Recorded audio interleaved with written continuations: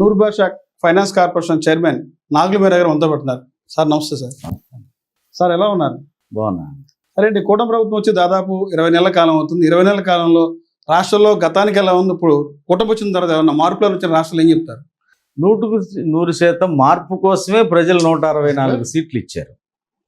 అంటే రాష్ట్ర చరిత్రలో అద్భుతమైనటువంటి మ్యాండేటు ప్రజలు ఇచ్చారంటే దాని అర్థం గత 5 ఏళ్ళ పాలన బాగలేదు, నిర్లక్ష్యంగా పడింది రాష్ట్రం, ఉద్యోగ అవకాశాలు రావటం లేదు, పరిశ్రమలు రావటం లేదు, రాజధాని పూర్తి చేయటం లేదు, ఒక నిర్బంధమైనటువంటి పాలన ఉంది అనేటువంటి ఆలోచనతో కూటమిని నమ్మి ప్రజలు ఏదైతే 164 సీట్లు ఇచ్చారో వాళ్ళ ఆకాంక్షలకు అనుగుణంగానే చంద్రబాబు నాయుడు గారు తన అనుభవాన్ని రంగరించి ఈరోజు రాష్ట్రాన్ని అభివృద్ధి బాటలో ప్రయాణం జరుగుతుంది. మన అదృష్టం కూడా కేంద్రంలో సంకీర్ణంగా మనం ఉండబట్టి కేంద్రంలో వాళ్ళు ఉండటం, కేంద్రం కూడా పూర్తిగా సహకరించటం వల్ల ఇవాళ మనం పోలవరాన్ని కానీ లేకపోతే రాజధానిని కానీ ఇవాళ ఇతర దేశాల నుంచి వచ్చేటువంటి పరిశ్రమలను కానీ ఇవాళ మనం ఇక్కడ పెట్టగలుగుతున్నాం. కూటమి లక్ష్యం, చంద్రబాబు నాయుడు గారి ఆలోచన ఎప్పుడు ఎలా ఉంటుందంటే సంపదను సృష్టించాలి, ఆ సంపద సంక్షేమానికి అభివృద్ధికి ఉపయోగించాలన్నటువంటి ఆకాంక్షతో పనిచేస్తుంటాడు చంద్రబాబు నాయుడు గారు. అలా చేస్తారనే ప్రజలు ఇంత అద్భుతమైనటువంటి మ్యాండేట్ని ఇచ్చారు. కష్టంలో ఉన్నాం ఇవాళ. వాస్తవంగా రాష్ట్ర ఆర్థిక పరిస్థితి చాలా దారుణంగా ఉంది. 10 లక్షల కోట్ల అప్పు, కార్పొరేషన్ మీద అప్పు, ఏది అప్పు లేకుండా లేదు ఇవాళ రాష్ట్రంలో. ఇటువంటి నేపథ్యంలో కూడా ఆయన కష్టపడుతూ కేంద్ర సహకారం తీసుకుంటూ మనం సంపదను పెంచుకునే పద్ధతుల్లో ఏ ఇచ్చిన హామీని కూడా ఇవాళ మనం వదిలే పరిస్థితి లేదు.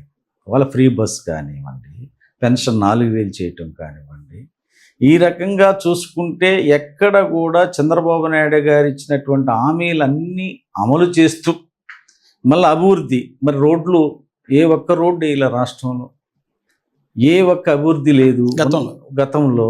మరి అటువంటి నేపథ్యంలో మరి అభివృద్ధి కావాలి, సంక్షేమం. చంద్రబాబు నాయుడు గారు సంక్షేమం ఒక కన్ను, అభివృద్ధి ఒక కన్ను అనేటువంటి ఆలోచనతో వెళ్ళే వ్యక్తి కాబట్టి దానికి తోడు లోకేష్ గారు, దానికి తోడు పవన్ కళ్యాణ్ గారు, మాకు అండగా కేంద్రం, ఇవన్నీ ఇవాళ రాష్ట్రం కాస్త నిలకడగా ఉండగలుగుతుంది అనేది ఇవాళ స్పష్టంగా ప్రజలు గమనిస్తూ ఉన్నారు. కేంద్ర ప్రభుత్వం ఉంది అంటే ఈ రోజున ఆంధ్రప్రదేశ్ యొక్క ఎంపీల సంఖ్యాబలాన్ని బట్టి కేంద్రం అలా నిలబడగలిగింది. కానీ కేంద్రానికి ఉన్నటువంటి సపోర్ట్తో ఎందుకు మీరు కేంద్రం నుంచి ఆంధ్రప్రదేశ్ నుంచి నిధులు తీసుకురాలేకపోతున్నారు అనేది ప్రతిపక్ష ఆరోపణ. అంటే ఏం సాధించారు 2 years అంటే ఏం చెప్తారు? ఇప్పుడు వైజాగ్ స్టీల్ ప్లాంట్ వెళ్ళిపోయింది, మళ్ళీ తీసుకురాగలిగాము. పోలవరానికి నిధులు కేటాయించగలిగాము, అమరావతికి నిధులు కేటాయించగలిగాము. ఇవాళ ఇన్ని డేటా సెంటర్లు వస్తున్నా, ఇన్ని పరిశ్రమలు ఆంధ్రప్రదేశ్కి వస్తున్నా కేంద్ర సహకారం లేకుండా రావు. వాళ్ళు కూడా ఏంటంటే అలయన్స్లో ఉన్నాము. తెలుగుదేశం పార్టీ ఎంపీలు ఇవాళ నితీష్ కుమార్ బీహారు, ఆంధ్రప్రదేశ్ సపోర్టుతో కేంద్రంలో సంకీర్ణ ప్రభుత్వం, కూటమి ప్రభుత్వం వచ్చింది. కాబట్టి వాళ్ళు 29 రాష్ట్రాలను చూడవలసినటువంటి నేపథ్యం ఉంది. అంతేగాని అలయన్స్ ఉంది మనకు, వాళ్ళతోనే మనం ఉన్నాము అని మనకు ఒక ప్రత్యేకంగా ఏముండదు. అయినా విభజన హామీల కింద ఈ విభజించబడినటువంటి రాష్ట్రానికి మనం చేయవలసినటువంటి బాధ్యత ఉందని చేయగలిగిన మేర చేస్తున్నారు. ఇంకా తీసుకొచ్చేటువంటి ప్రయత్నాలు ఉన్నారు. ఒకసారి లోకేష్ గారు వెళ్తున్నారు, ఢిల్లీలో కేంద్ర మంత్రులను కలుస్తున్నారు, సమస్యలు వివరిస్తూ ఉన్నారు.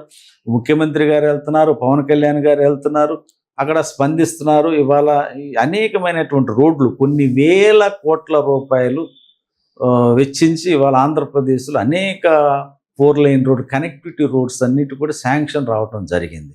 వాళ్ళ పోలవరం దాదాపుగా మరి వాళ్ళు మొట్టమొదటే 15,000 కోట్ల రూపాయలు ఇవ్వటం, దానికి తగినటువంటి పనులు కూడా శరవేగంతో, గతంలో వాడు ఒక 30 మట్టి కూడా వేసినటువంటి నేపథ్యం లేదు. 70% పోలవరం అన్నారు వైసీపీ.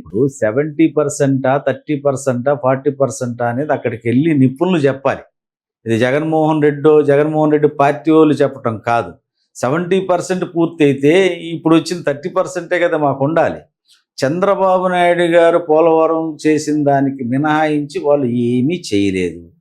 చెయ్యని నేపథ్యంలో ఇవాళ పోలవరం అనేది ఉత్తరాంధ్ర కానీ మనకు కృష్ణా డెల్టా కానీ చాలా అవసరమైనటువంటి ప్రాజెక్టు. ఇవాళ ప్రపంచంలో భవిష్యత్తులో నీరే ముఖ్యం అన్నిటికంటే. అటువంటి ముందు చూపు ఉంది కాబట్టి అంతెందుకు పట్టిసీమ వేస్ట్ సీమ, దీంట్లో డబ్బులు తినేయటానికే పట్టిసీమ చేశారన్నారు కదా. మరి గత 5 ఏళ్లలో పట్టిసీమ నీళ్లతోటే కదా డెల్టాకి ఇవ్వగలిగాం. ఆ పట్టిసీమ ఉండబట్టే కదా శ్రీశైలం నుంచి రాయలసీమకు నీళ్లు ఇవ్వగలుగుతున్నాము. ఇవన్నీ వాస్తవాలు తెలిసినా వాళ్ళు మాట్లాడే పరిస్థితి లేదు. ఏదో మభ్యపెట్టి మాట్లాడాలనే పరిస్థితి. ప్రజలు చైతన్యవంతులు కాకపోతే 5 ఏళ్ల పాలన 151 సీట్లు ఇచ్చిన ఇదే ప్రజలు 11 సీట్లు ఎందుకు ఇస్తారు?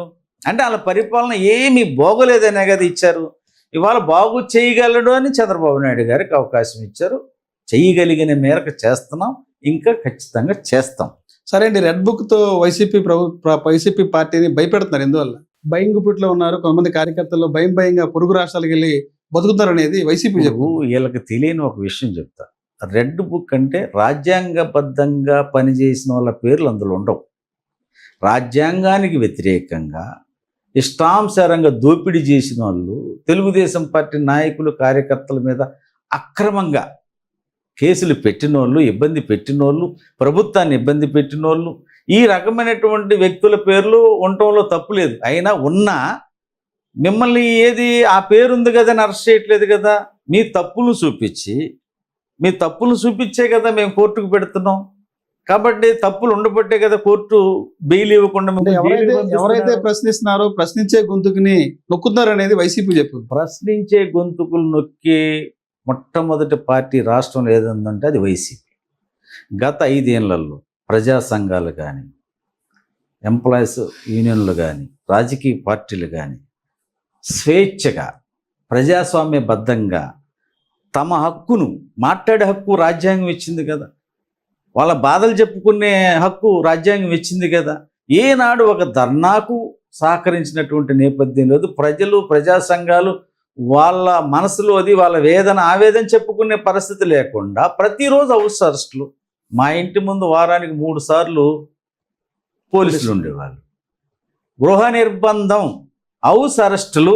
నాకు తెలిసి నా 27 ఏళ్ల రాజకీయ జీవితంలో వైసీపీ ప్రభుత్వంలో అందరినీ, ఉద్యోగ సంఘాలను అరెస్ట్ చేస్తారు, రాజకీయ పార్టీ నాయకులను హౌస్ అరెస్ట్ చేస్తారు. ఏ ధర్నా చౌకులు ఒక ధర్నా జరిగినటువంటి నేపథ్యం వాళ్ళు స్వేచ్ఛగా 2 రోజులు 3 రోజులు వాళ్ళు నిరసన వ్యక్తం చేస్తున్నారు. ఇప్పుడు ప్రజాస్వామ్యంలో ఇప్పుడు కూటమి ప్రభుత్వం వచ్చిన తర్వాత ధర్నా చౌక్ అంతా కూడా బాగా జనాలతో నిండిపోయింది కదా. ప్రతిరోజు ఏదో సంఘాలు వచ్చి ఆందోళన చేస్తున్నారు. ప్రభుత్వం మమ్మల్ని మోసం చేసింది, ప్రభుత్వం మాకు హామీలు నెరవేర్చలేదు, మా ఓట్లతో గెలిచింది ప్రభుత్వం అని చెప్తున్నారు. ప్రజల ఓట్లతో గెలిచాం, ఎవరి ఓట్లతో కాదు, ప్రజల ఓట్లతో గెలిచాము. ఇవాళ వాళ్ళు ధర్నా చౌక్లో 2 రోజులు 3 రోజులు నిరసన వ్యక్తం చేస్తున్నారంటే ఇది రాజ్యాంగం ఇచ్చినటువంటి హక్కు అంటున్నా నేను. వాళ్ళ సమస్యలు ప్రభుత్వం దృష్టికి తీసుకొచ్చే రకంగా, తీర్చమని అడిగే రకంగా వాళ్ళ హక్కును వాళ్ళు ప్రదర్శిస్తున్నారు. మేము సహకరిస్తున్నాం ప్రభుత్వంగా. మేమే వాళ్ళని నిర్బంధించటం లేదు, మీరు ఇంట్లో నుంచి రావద్దు అనటం లేదు. ఎవరైనా వాళ్ళకు జరిగినటువంటి అన్యాయం కానీ, బాధ కానీ, కష్టాన్ని కానీ ప్రభుత్వానికి చెప్పుకోవాలి. ప్రభుత్వం దృష్టికి తీసుకెళ్లే ప్రయత్నం చేస్తూ ఉన్నారు. ప్రభుత్వం చేయగలిగిన మేరకు